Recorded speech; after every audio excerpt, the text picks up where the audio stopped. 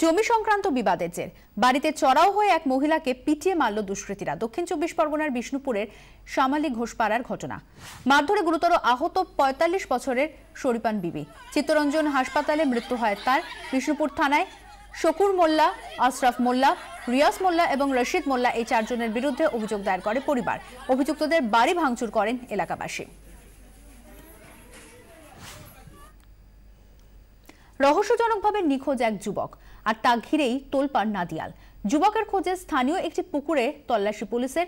সন্দেহের তীর যুবকের বন্ধুর দিকে।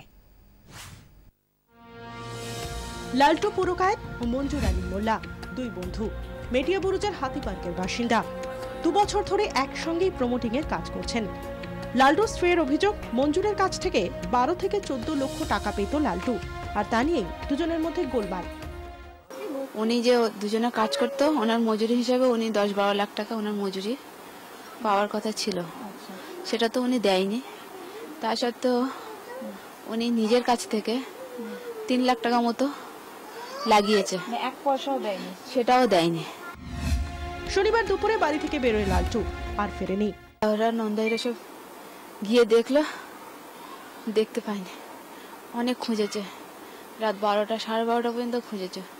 ওনার যত বন্ধু বান্ধব সবাইকে জিজ্ঞেস করেছে। সকাল থেকে লালটুর খোঁজে শুরু হয় তল্লাশি, আর তারপরই বেপাত্তা হয়ে যান বন্ধু মঞ্জু। প্রমোটিং সাইটের দরজার তালা ভাঙেন এলাকার মানুষ। উদ্ধার হয় রক্ত মাখা জামা কাপড়। লালটুর খোঁজে তল্লাশি শুরু হয় পুকুরে। পুরো পাহাড় গরমে আছে। এখন মঞ্জুর টার্গেট, মঞ্জুর পিছনে, আমাদের পিছনে, মানে যেখানে ঘটনা হয়েছে ওর পেছনে বাড়ি। লালটু স্ত্রীর অভিযোগ, মঞ্জুরই পরিকল্পনা করে তার স্বামীকে সরিয়ে দিয়েছেন। এর আগেও আরো ২বার লালটুকে খুনের পরিকল্পনা করে মঞ্জুর। আমি ওকেই দায়ী করছি, কেন ও ছেলেটা ভালো না। আমার স্বামীকে ওই বাদ করেছে। আমার স্বামী সুগার, এই বয়সে ওনার সুগার হয়ে গেছে, ও জানতো।